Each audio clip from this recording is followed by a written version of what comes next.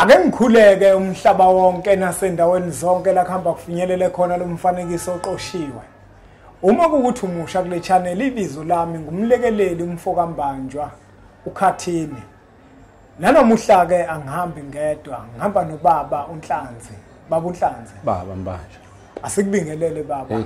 siyathokoza kakhulu la kumpungela isinto siyabingelela kubabukeli nakubalaleli.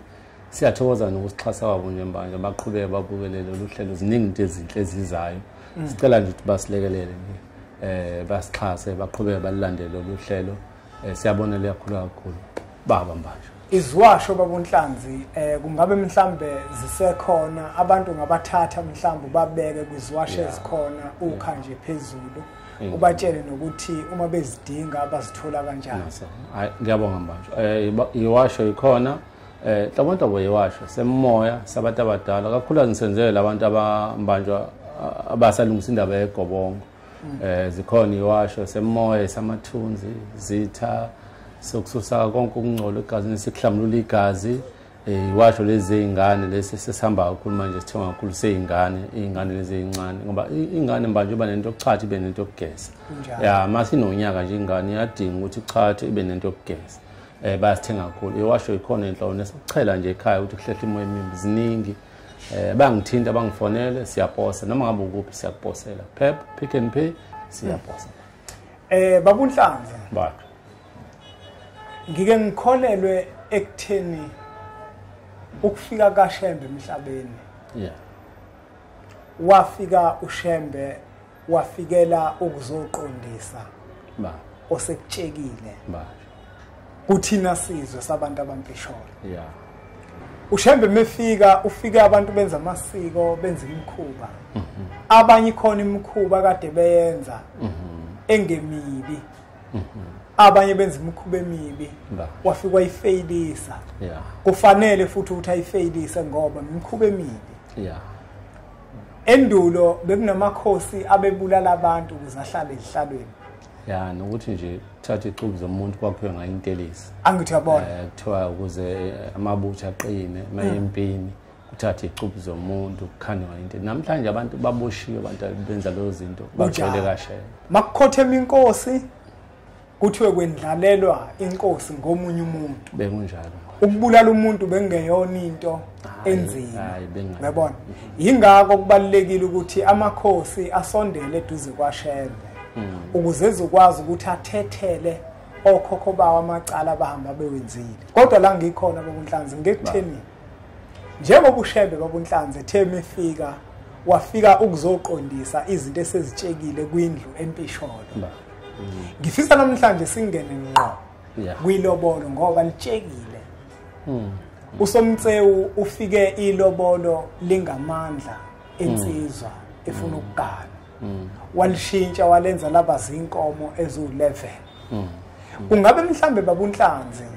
uma uShembe efika akakhuluma ngaluthoni ngelobolo okanye ngezinto eziyimkhuba esizibonayo zenziwa kwilobolo ezenza ukuthi umuntu ompisholo abafowethu kube nzima ukuthi bagane bagcina abafowethu bezimpohlo hayi ngoba bengenawo amandla ukuthi bagane kodwa amandla banawo uSomtsewu waletha yena inani kwilobolo ekubeni thina inani singenalo.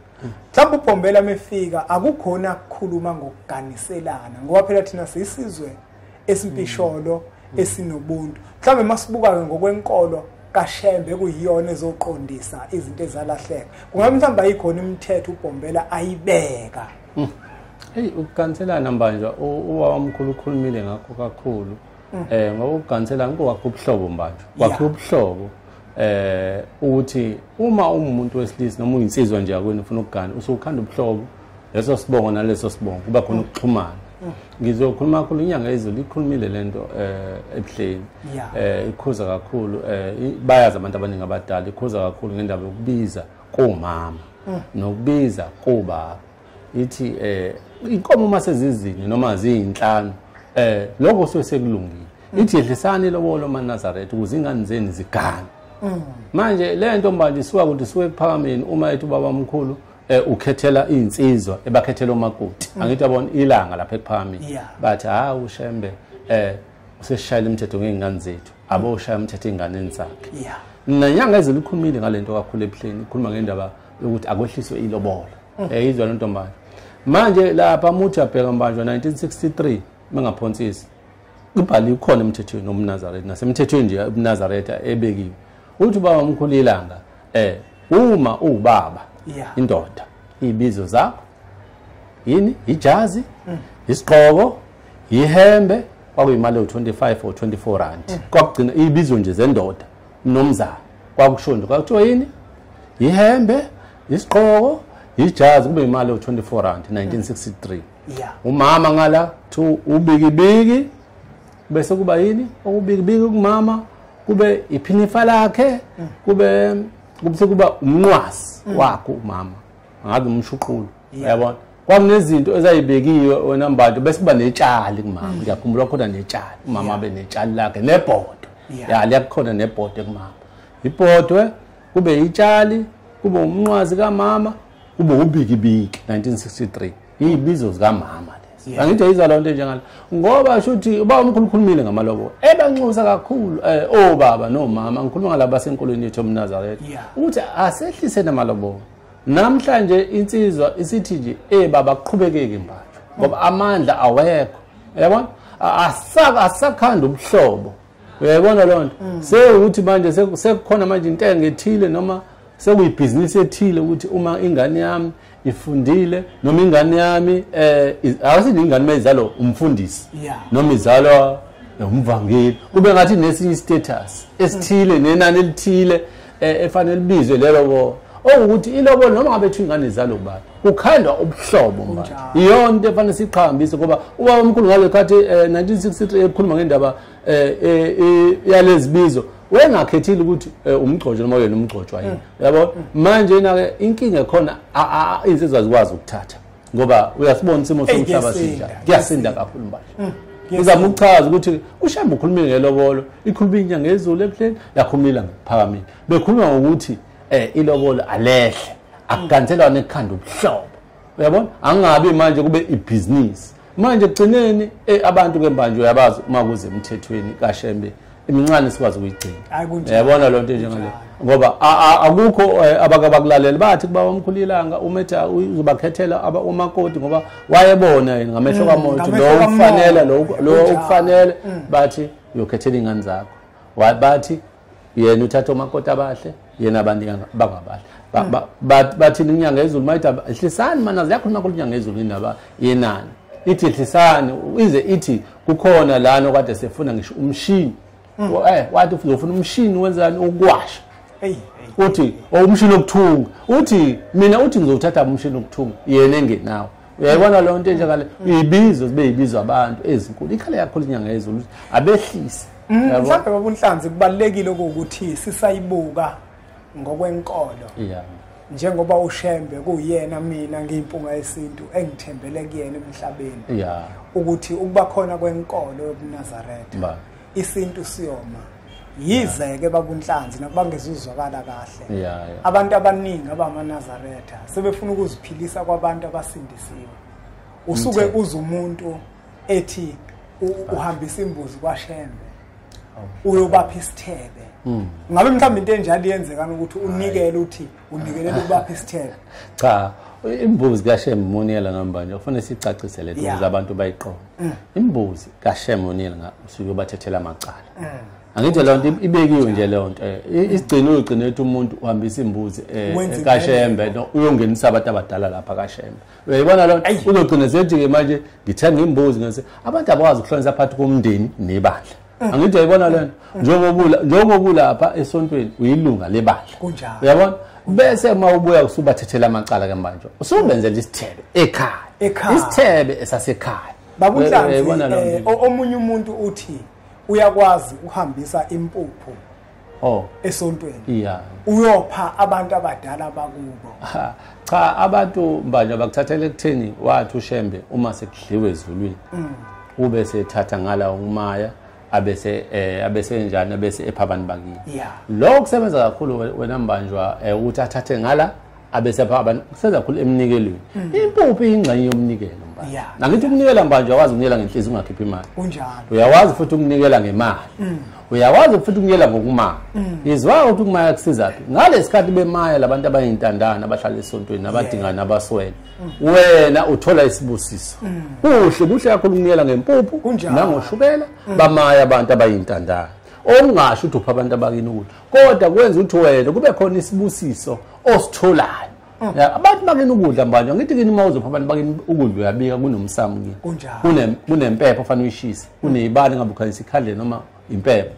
uma upha abantu abakini ukumayo bapha kini ekhaya lapha manje umhambisa impuphu nosho umnikelo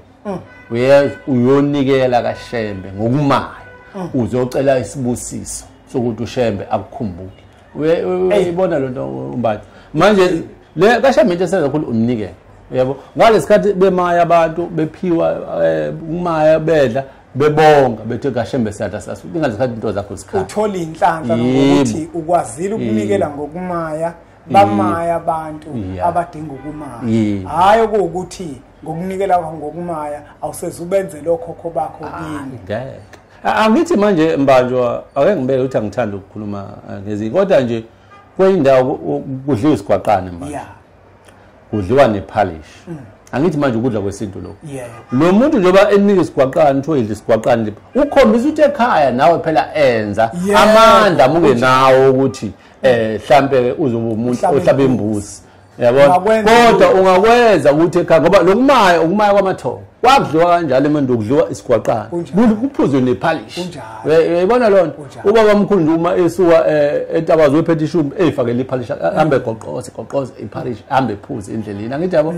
ngoba kungumaya kwabantu abadala bangase kodwa ke nawe phela enza nasekhaya uyabona lonto nje ngale manje baba uNhlanzi la kade ngisekhona bengekutheni baba uNhlanzi masingabuya nje siyibuke nangokwesintu lento yezibizo vela ayikho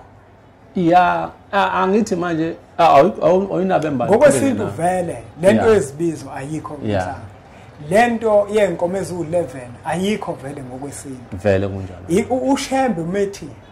abantu abalehlisa ilobolo wayekhuluma ngalento kaSomthweni inyanga ezimalo nalezi bizo lezi ezingaka uyabona sike sakhuluma lana ngemjonjo uyabona izipho wawukhipha izipho ezisemandleni akho uyabona ngenkathi umakoti esephuma ehambe emzini ayoganela kuwona uzohamba ephethe lezo zinto hayi ukuthi ibona bazomcela ukuthi abosifikela nento ethile uyabona akusebona ubuntu lokho ubuntu kodwa manje usukubona ukuthi angathi kuyadayiselwana kuyadayiselwana usuke iheheba ngapha iheheba ngale angithi abantu manje ikhathi simanje bahamba ngokuthi umkhwena osebenzayo yabo unani akusakhanda ubuhlobo ingakho imishado ethi ingasana ukuthi igcine kusekhona nama divorce amaningi siphuma endleleni nenqubomgomo yamathongo saphuma endleleni kaShembe angithi uyabona la ikhaya divorce ayikho kodwa uyayibona manje ukuthi khona ayikho divorce ngoba nikuhlangana imindeni yangala nemindeni yangala yabona kube khona ivumelwano manje noma ungayihambisa lelo nani elikhulu hambise lezo ibizo zinani elikhulu amalobola amakhulu kodwa egcineni abaningazi bale mali benze njani bahamba kuyakhononda enhlizweni yakhe awukhululekile kanti mwenza lento uyenzela umuntu oyisithanda sakho manje uhambisa amalobolo noma ibizo noma ufanele ukusuka enhlizweni kube mnandi ungabe uhambisa uzoye kumashonisa manje ngoba manje wenzela ukuthi bakubone ngale khweni ukuthi ayibo insizwa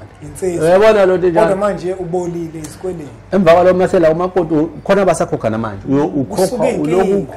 ukhokhile uyokhokhoza ungene egodini awukho ukujabula ekhaya yabona ingcindezi ekhona kubantu engene ekhanda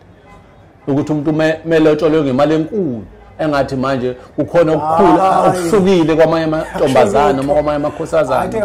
yabona manje lento iyasilimaza kakhulukazi izinsizwa ngoba khipha lokho nakho yabo kube khona ivumelwano makuvunyelweni imindeni engala nangala ngokwesintu baba uNhlanzi into eyenza ukuthi kuthiwe ilobolo lamandla insizwe efuna ukugana kunento ngokwesintu ethi umkhwenyana uyisigxobo sokuxhuzula okusho ukuthi njengoba sokuganisela sakho ubuhlobo sikunika umakoti ngenkomo ezintathu ngenkomo eyodwa ngembuzi ezintathu uyabona lawo mandla unawo mhla unamandla sinenkinga thina basekhweni lakho uyokwazi ukuthi usilekelele futhi akujini uma kuukuthi ekhweni lakho insizwa kunendle yakhiwayo unamandla wena irufu abakayifaki wena hamba ufaka irufu ngoba umkhwenyana isigcobo sokuphuzula futhi usuyindodana yala uyifana nendodana yakho njengoba wacolwa bakuthela ngenyongo yakho masucoliwe kakhulukazi usuyindodana yakho sesiphethe abobunhlanzi ngike ngithi mina ngiyimpunga yesintu ukube amakhosi amakhosi ngeqiniso asakhona angabe yonke lemithetho yondle bezikhanyila kaseyashintsha kodwa ngoba manje amakhosi esinawo ayasidida kakhulu ukuthi ubukhosi ayabazini ukuthi buyini ihlala hleli kuzona yazazini ayaziqonda yini ukuthi zisho ukuthini kufa isintu phambi kwawo kwenzeka umonakalo phambi kwawo amasiko ayaphela phambi kwawo size sibe nemibuzo sizibuza wona ukuthi kazi ngempela ubukhosi ukuthi kuyini ayayiqonda yini into efana naleyo ukuhlala kwawo ahleli ngokuyikona yini uma engeke alazi iqhaza kufanele ukuthi alibambe phakathi kwesizwe mina nginxusa nje manje ukuphulula imine wethu ngiyaxolisa kakhulu ngicela nabo ndaba babasilungisele indaba yolimi safa isilungu sindle safa isilungu uyabona lento yesilungu mbanjwa ingidumaza ngikhuluma njalo mina ukuthi uma kusuka umlungu wale pheshe eRussia ezala mbanjwa uhamba notolika thina fanele lesilungu sifaka ngenkani ngoba nengane zethu njengoba ifunda lapha esilungwini nje sikhipha isintu sikhipha nesizulu sikhipha nesixhosa nesitswana sithi abafundi lelimi lolimi liyasicindezela ngoba egcinile ingane izoshisa impepho ngesilungu abake basilungisele ukuthi umuntu omtswana akabe umtswana umzulu abe umzulu umxhosa abe umxhosa sike siqhakambisa ulimi lwethu bakwethu ondaba ezitha nezinduna neziphathi badla nje zikahulumeni bake basiye ngesilungu manje lento yesilungu eParliament umuntu omnyama nomnyama vete ngesilungu kodwa kuhle mayikhuluma vele nomlungu omunye uyabona ngoba egcineni lethi ibulala isizwe manje lengane ekhulazi bodwa ukukhuluma isilungu ngathi ungcono lokho kwethu isiZulu nesixhosa nesitswana nesipedi kuyinto ebukeleka phansi siyacela ikhulwini ukuthi akuthi makuhlangana umuntu omnyama nomuntu omnyama noma ngabe bethiwa basemsakazweni banje noma lapha ku television kukhulunywa nami ngiyimpunga yesinto ngisazwakala komunye umsakazo kwakuthiwa ngikhuluma isilungu ungasivumeli ayikwasho ukuthi mina hayi siyayiqilaza angiyona indoda encethezayo ngathi hayi angikwazi ukukhuluma isilungu ngibe ngikhuluma isintu kuhle ukuthi sifunde mbanjwa kodwa singayikhohlwa siyobani sisukaphi ngoba into esilimaza kakhulu abantu namhlanje abasafuna ukuzazi ukuthi bawobani basukaphi into enkulu kakhulu manje sivumela lezi zinto kade icindezela ubabamkhulu ukuthi nathi zisicindezele uyabona ulimi nje siyasicela ukuthi ondaba ezitha nezinduna nazonke izikhulu lezi ezikhona zahulumeni akabasilungisele indaba yolimi lokukhuluma umuntu bekhuluma emsakazweni sithi siyamlalela noma ku television silalele sikwazi nezalukwazi namakhehla abangafunda bakwazi ukumuza ukuthi lo muntu uthi uyabona manje kuba manje lento yolimi inkinga kakhulu wembanjwa inkinga kakhulu uma kufika umlungu wale efika pheshe ephuma noma kuphi uzokhuluma isilungu isiRussia sakuphi yes umlungu ngalo ufika nolimi lakubo wena uzotolika thina ngala ulimi lwethu siyacindezela kuyicindezela thina lokumbanjwa mbuko lempunga yesintu asinawageqa amagula ngoba semunge siyacela ukuthi uthathe lo mfanekiso oqoshiwe udlulisele kwabanye abantu ngoba nakubona uzoba usizo olukhulu bese siqhubeke subscribe ku channel yethu enkulu Impunga Yesintu TV le number uzibona uzivela le screen sakho uzomthinta ubabunhlanzi uma kuukuthi sikhona esinye seziwasho osidingayo njengoba eshilo ukuthi sikhona isiwasho semimoya kubantu abahlushwa imimoya sikhona isiwasho sezitha sikhona isiwasho esilwa nezichitho sikhona isiwasho senhlanhla ukwazi ukuthi uzigezele izinto zakho zikwazi ukukhanya uyomthinta ke kuzona inombolo nenza inhlelo zokuthi akwazi ukuthumelela nokuthi akutshele ukuthi uma useduze netheku ungazithola kuphi asiqhubeke njalo ke subscribe ku channel yethu enkulu Impunga Yesintu TV bese sithi nje impunga ngaba what was that